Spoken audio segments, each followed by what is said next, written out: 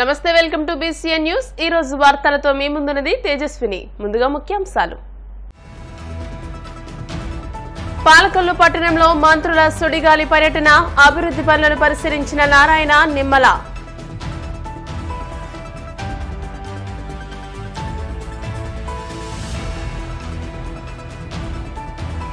అనకాపల్లి జిల్లా పూడిమడిక సముద్ర తీరంలో బోటు దగ్ధం, ప్రమాదవశాత్తు అంటుకున్న మంటలు।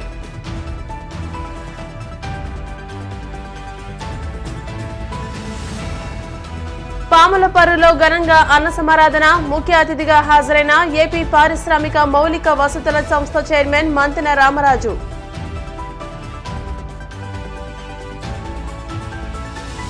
కూటమి ప్రభుత్వంలో అరాచకాలు పెరిగిపోయాయన్న మాజీ మంత్రి మేరుగు నాగార్జున, కూటమి నేతలే దగ్గరుండి దాడులు చేయిస్తున్నారని ఆరోపణ।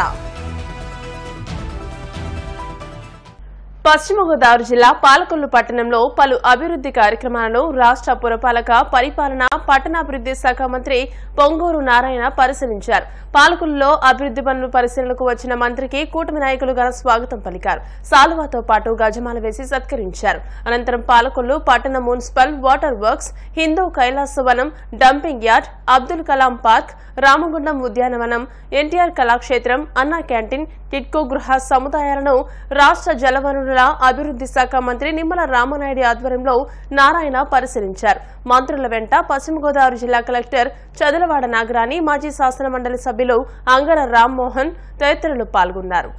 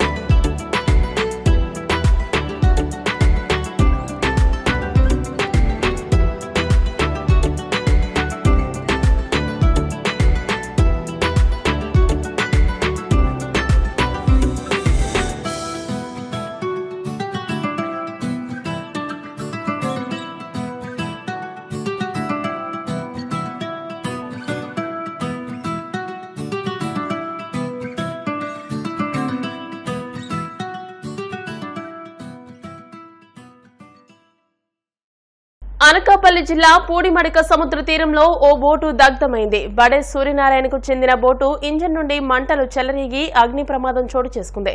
తెల్లవారుజామున చేపల వేటకు సముద్రంలో వల వేసే సమయంలో ఒక్కసారిగా ఇంజన్ నుంచి మంటలు రావడంతో బోటులో వేటకు వెళ్లిన 7గురు మత్స్యకారులు ఆ మంటలార్పే ప్రయత్నం చేశారు। అయితే మంటలు అదుపులోకి రాకపోవడంతో చేసేదేమీ లేక సముద్రంలో ఈత కొట్టుకుంటూ చాకచక్యంగా ఒడ్డుకు చేరుకున్నారు। ఈరోజు బడే సూర్యనారాయణకు సంబంధించినటువంటి జమినీ బోటు ఫిషింగ్ హార్బర్ విశాఖపట్నం నుంచి 7 మెంబర్స్తో బయలుదేరారు ఫిషింగ్ కొరకు। ఫిషింగ్ చేసుకుంటూ మన పూడిమడిక లిమిట్స్కి వచ్చేటప్పటికి యాక్సిడెంటల్గా ఫైర్ జరిగి బోట్ కాలిపోవడం జరిగింది। దీంట్లో ఉన్నటువంటి 7 మెంబర్స్ కూడా సురక్షితంగానే ఉన్నారండి, ఎవరికి ఎటువంటి ఇంజరీస్ ఏమీ కాలేదు। ఇదంతా 8 నాటికల్ మైల్స్ లోపలనే జరిగింది। గ్రామ ప్రజలంతా ఐక్యంగా ఉంటూ అభివృద్ధిని సాధించాలని ఏపీ పారిశ్రామిక మౌలిక వసతుల సంస్థ చైర్మన్ మంతెన రామరాజు పేర్కొన్నారు। పశ్చిమ గోదావరి జిల్లా ఉండి మండలం పాములపర్రు గ్రామంలో సగర్ల సంఘం ఆధ్వర్యంలో విఘ్నేశ్వర స్వామి ప్రత్యేక పూజల అనంతరం అన్న సమారాధన నిర్వహించారు। ఈ కార్యక్రమంలో పాల్గొన్న ఆయన మాట్లాడుతూ ఎమ్మెల్యేగా ఉన్న సమయంలో తనను పాములపర్రు గ్రామ ప్రజలు ఎంతో ఆదరించారని అన్నారు। ఎంపీటీసీ ఎడవల్లి వెంకటేశ్వరరావు మాట్లాడుతూ టీడీపీ జిల్లా అధ్యక్షుడు మాజీ ఎమ్మెల్యే మంతెన రామరాజు ఆంధ్రప్రదేశ్ పారిశ్రామిక వసతుల సంస్థ చైర్మన్ గా నియామకమవడం శుభ పరిణామమని అన్నారు. అనంతరం మంత్రుల రామరాజును వెంకటేశ్వరరావు ఘనంగా సన్మానించారు. టీడీపీ సీనియర్ నాయకులు తోట రాము మాట్లాడుతూ రామరాజు సేవలను గుర్తించి సీఎం చంద్రబాబు మంచి స్థానాన్ని కల్పించారని అన్నారు. తెలుగు యువత మండల ప్రధాన కార్యదర్శి కేసన కోటి మాట్లాడుతూ రామరాజు ప్రజల ఐక్యత కోసం ఎంతగానో పాటుపడుతున్నారని వివరించారు. ఈ కార్యక్రమంలో టీడీపీ జిల్లా ప్రధాన కార్యదర్శి జుత్తుగా శ్రీనివాస్, టీడీపీ మండల అధ్యక్ష కార్యదర్శులు కనిమెరక నాగరాజు, కిన్నెర వెంకన్న, టీడీపీ పట్టణాధ్యక్షులు కాగిత బుజ్జి, పాములపరు గ్రామ అధ్యక్షులు కేసన యాదగిరి, మండల పరిషత్ మాజీ ఉపాధ్యక్షుడు వర్రే సముద్రమూర్తి, నీటి వినియోగదారుల సంఘం మాజీ అధ్యక్షులు కోమటి నరేంద్ర, విశ్రాంత ప్రధానోపాధ్యాయులు కేసన బలసులురావు, తెలుగు యువత నియోజకవర్గ అధ్యక్షులు చెన్నంశెట్టి హరినాయుడు, టీడీపీ జనసేన నాయకులు కార్యకర్తలు పాల్గొన్నారు. పాములపల్లి గ్రామంలో వినాయక చవితి సందర్భంగా నవరాత్రుల్లో భాగంగా అన్నసమారాధన కార్యక్రమానికి గ్రామస్తులు విచ్చేసినప్పుడు మీ గ్రామానికి వచ్చినప్పుడు మొట్టమొదటిగా ఏపీఐఐసి చైర్మన్ గా మీ గ్రామానికి వచ్చినప్పుడు ఘన స్వాగతం పొందినటువంటి తెలుగుదేశం జనసేన బీజేపీ కార్యకర్త అందరికీ కూడా గ్రామస్తులకి అదేవిధంగా అందరికీ కూడా హృదయపూర్వక ధన్యవాదాలు నమస్కారాలు తెలియజేస్తా ఉన్నాం. ముఖ్యంగా మీ గ్రామం అంటే ఎంతో నాకు అభిమానం. నేను గత 5 సంవత్సరాలు శాసనసభ్యుడిగా పనిచేసి మాజీ శాసనసభ్యుడిగా అయినప్పటికీ కూడా ఆ 5 సంవత్సరాల్లో అప్పుడు అందరూ కూడా ఎంతో ఆప్యాయతతో ప్రతి కార్యక్రమానికి గ్రామం నుంచి ఇన్వైట్ చేసి ప్రతి కార్యక్రమంలో కూడా నేను ఆధారపడే విధంగా కమిటీ సభ్యులందరూ చేయడం జరిగింది.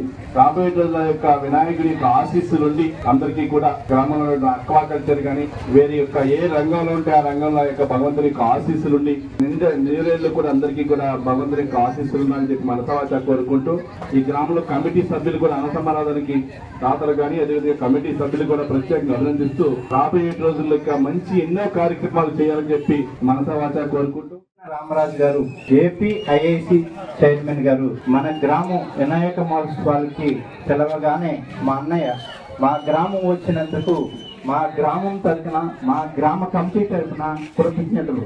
ఇలాంటి పనులు మరెన్నో చేయాలని మనసావాచ కోరుకుంటూ ఆయన వచ్చినందుకు మా గ్రామం తరఫున కమిటీ తరఫున కృతజ్ఞతలు. మా కాకుడే రాంబాబు గారు అలాగే ఏఐసిసి చైర్మన్ అయినా ఈయన కష్టపడినందుకు నియోజకవర్గంలో చంద్రబాబు నాయుడు గారు చెప్పిన ప్రకారం ఎందుకనే అంటే పార్టీ ఏది ఆదేశించిందో ఆ ఆదేశాల ప్రకారం ఒక్క మాట కూడా ఎదురు చెప్పకుండా 175 నియోజకవర్గాల్లో ఒక్క మాట కూడా ఎదురు చెప్పకుండా ఎందుకని ఆయన చెప్పిన ప్రకారం నడిచిన వ్యక్తి మన రామరాజు గారు. అందుకనే ఆ రామరాజు గారికి ఎందుకనే ఆయన ప్రవర్తన పెట్టి మన చంద్రబాబు నాయుడు గారు మంచి అంటే ఇండస్ట్రీకి సంబంధించిన పదవి చైర్పర్సన్ పదవి ఇచ్చారు కదా అని చేత మరిన్ని రోజుల్లో ఇంకా మంచి పదవులు చేయాలని కోరుకుంటూ మా గ్రామం తరఫున కృతజ్ఞతలు తెలుపుకుంటున్నాం. కూటమి ప్రభుత్వంలో ఆంధ్రప్రదేశ్ అరాచకాలకు అడ్డాగా మారిందని దగ్గరుండి మరీ కూటమి నేతలే దాడులు చేయిస్తున్నారని మాజీ మంత్రి మేరుగ నాగార్జున ఆరోపించారు.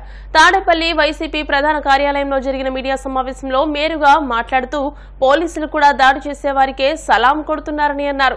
ఏపీలో రెడ్ బుక్ రాజ్యాంగం నడుస్తోందని కూటమి ఎమ్మెల్యేలు రౌడీల్లా వ్యవహరిస్తున్నారని అన్నారు. ఇళ్లకు వెళ్లి జనాల చొక్కాలు పట్టుకుని బయటకు లాగుతున్నారని అన్నారు. చంద్రబాబు వైఖరి వల్లే ఇన్ని దారుణాలు జరుగుతున్నాయని, ఈ దాడులను ఆపాలని చంద్రబాబు ఎందుకు మాట్లాడట్లేదని ప్రశ్నించారు. ఆంధ్రప్రదేశ్లో కూటమి ప్రభుత్వం వచ్చిన తర్వాత అరాచకాలకు అడ్డాగా నిలిచిపోయింది. దారుణాలు కానీ అఘాయిత్యాలు కానీ అమానుషాలు కానీ పెరిగిపోయినాయి. కూటమి నేతల దగ్గరుండి దాడులు చేయిస్తూ ఉన్నారు, గొడవలు చేయిస్తూ ఉన్నారు. రాష్ట్రంలో రెడ్ బుక్ రాజ్యాంగానికి పోలీసు వ్యవస్థ సలాం చేస్తూ ఉంది. అధికార పార్టీ నాయకులు ఏది చెబితే అది. బాధితులు ఎవరన్నా పోలీస్ స్టేషన్కి వెళితే తిరిగి వాళ్ళ మీద కేసులు పెట్టించే సంస్కృతిని ఈ రాష్ట్రంలో చంద్రబాబు నాయుడు గారు ప్రభుత్వం తీసుకొచ్చిందని చెప్పడానికి సిగ్గుపడతా ఉన్నాం. కూటమి ఎమ్మెల్యేలు వీధి రౌడీల్లాగా ఒక ప్రక్క ఆస్తులు ధ్వంసం చేస్తున్నారు, దాడులు చేస్తున్నారు, అఘాయిత్యాలు చేస్తున్నారు, మీడియా ప్రతినిధుల ఇళ్లకెళ్ళి భయభ్రాంతులు చేస్తూ ఉన్నారు. అధికారుల చొక్కాలు కూడా పట్టుకొని భయపెట్టే పరిస్థితి ఆంధ్రప్రదేశ్లో దాపురించిందంటే ఆంధ్రప్రదేశ్లో కూటమి ప్రభుత్వ పనితీరు ఎలా ఉందో అర్థమవుతా ఉంది. వీటన్నిటికీ కారణం చంద్రబాబు నాయుడు గారి వైఖరి. ప్రతిదాన్ని రాజకీయ కోణంలో చూస్తాం. న్యాయం ధర్మం అనేది మరచి రాజకీయ కోణాన్నే ఎంచుకున్న రాజకీయ నాయకుడిగా చంద్రబాబు ఉండటం వల్లనే ఈ దారుణాలు జరుగుతూ ఉన్నాయని చెప్పడానికి బాధపడతా ఉన్నా. నిజంగా అధికార పార్టీలు ఇన్ని దాడులు అఘాయిత్యాలు చేస్తుంటే ఒక్క స్టేట్మెంట్ అలా ఇచ్చి తప్పు ప్రజాస్వామ్యబద్ధంగా అందరినీ సరిగా చూసుకుని పరిపాలన చేయండి, పరిపాలనలో భాగస్వాములు అవుదామని చెప్పి ఎందుకు చెప్పలేకపోయాడో చంద్రబాబు నాయుడు చెప్పాల్సిన పరిస్థితి ఉందని కూడా తెలియపరుస్తూ ఉన్నా. మేము అధికారంలో ఉన్నాం 5 సంవత్సరాలు. మా నాయకుడు ఏ రోజు ప్రజలందరినీ సమానంగా చూడమని చెప్పాడు. సంక్షేమ పథకాలు రాజ్యాంగబద్ధంగా అందాలని చెప్పాడు. చివరికి మా ఎమ్మెల్యేలు ఎక్కడైనా తప్పు జరిగితే చర్యలు తీసుకోమని చెప్పాడు. స్వయాన బంధువుల మీద కేసులు కూడా పెట్టించినటువంటి పరిస్థితి జగన్మోహన్ రెడ్డి గారి పరిపాలనలో ఉంటే, మీరేమో మీ రాజ్యాంగం రెడ్ బుక్ రాజ్యాంగం, మీ ఆలోచన వైఎస్ఆర్ కాంగ్రెస్ పార్టీకి సంబంధించిన కార్యకర్త మెదిలితే కేసు, కదిలితే కేసు, అవతల వాడు ఎవరైనా సరే అడ్డంగా భయపెట్టి కేసుల్లో ఇరిగించే ధోరణి ఈ రాష్ట్రంలో నడుస్తూ ఉంది అని చెప్పడానికి సిగ్గుపడతా ఉన్నాం. పరిస్థితి ఇలా ఉంటే చంద్రబాబు నాయుడు గారు డైలాగుల పరంపర కొనసాగుతూనే ఉంది. నిన్న విజయవాడలో మొన్న డైరెక్ట్గా మక్కిలెరగొడతానంటున్నాడు. ఒక రాష్ట్ర ముఖ్యమంత్రి, సుదీర్ఘ రాజకీయం ఉందని చెప్పుకునే ముఖ్యమంత్రి మక్కిలెరగొడతాడా? మ్యాటర్ తక్కువైనప్పుడల్లా ఇలాంటి డైలాగులు వస్తాయి చంద్రబాబు నాయుడు గారికి. చూస్తా ఉన్నాం ఆయన్ని. ఎప్పుడు తప్పుటడిగేస్తే తప్పించుకోటాకో, ఎప్పుడు ప్రజల్లో వెనకబడిపోతూ ఉంటే ఏదో ఒక కేసు, లేకపోతే ఏదో ఒక అంశాన్ని తీసుకురావటమో, ఏదో ఒక రకంగా మసిపూడి మారేడుగా చేయటమే. ఆంధ్రప్రదేశ్లో ఎంత దారుణం!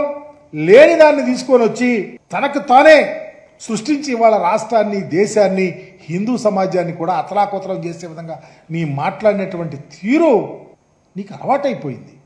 3 నెలల్లోనే ఇంత అలజడి, అశాంతి, అకృత్యాలు, అమానుషాలు, దాడులు స్వయాన మీ ఎమ్మెల్యేలు, మీ నాయకులు చేస్తూ ఉంటే, కళ్ళు లేని కబోజీలాగా ప్రభుత్వాన్ని నడిపే పరిస్థితి వస్తూ ఉంటే బాధ్యులు ఎవరైనా అడుగుతా ఉన్నాం. పూర్తిగా వాళ్ళు ఏం చేస్తే అది. చివరికి ప్రజలు, ఉద్యోగులు, పోలీసు వ్యవస్థ కూడా భయభ్రాంతులు అవుతూ ఉంటే మీ దెబ్బకి ప్రజాస్వామ్యం ఎక్కడ నిలబడిద్దని అడుగుతా ఉన్నాం. ఎందుకు చర్య తీసుకోలేకపోతా ఉన్నారు మీరు అడుగుతా ఉన్నాం. మీ ఎమ్మెల్యేలు 3 నెలల్లో తిరువూరు అధికార పార్టీ ఎమ్మెల్యే కొలికిపూడి శ్రీనివాసరావు మాట్లాడిన తీరు, బహిరంగంగా అతనే డైరెక్ట్గా ఇళ్ళు కులుస్తూ ఉంటే, అతనే తడగొట్టి మీసం మెలేసి తేల్చుకుందామని చెప్పేసి గొడవ చేస్తూ ఉంటే, స్వయాన మీ పార్టీ వాళ్ళే ధర్నా చేసినటువంటి పరిస్థితి ఉంటే, నీ మక్కిలెరగొట్టము, కాళ్ళెరగొట్టము ఎక్కడికి వెళ్ళింది, ఏం చేసావో చెప్పమని అడుగుతా ఉన్నాం. ఇవన్నీ వస్తూ ఉంటే అనేకం. ఈ రాష్ట్రంలో మీరు ముఖ్యమంత్రి అయిన ఈ 3 నెలల్లో రాజ్యాంగం అపాసం అవుతా ఉంది. చట్టాలు ఎక్కడా కనిపిస్తలా, రెడ్ బుక్ రాజ్యాంగం నడుస్తూ ఉంది. చట్టాలు మీ చుట్టాలుగా తీసుకొని పనిచేస్తూ ఉన్నారు. ఇకనైనా జాగ్రత్తగా ఆలోచించి ఈ రాష్ట్ర ప్రజలందరూ సమానులే, ప్రజాస్వామ్యంగా పనిచేయాలని ఒక ఆలోచనకు రండి చంద్రబాబు గారు.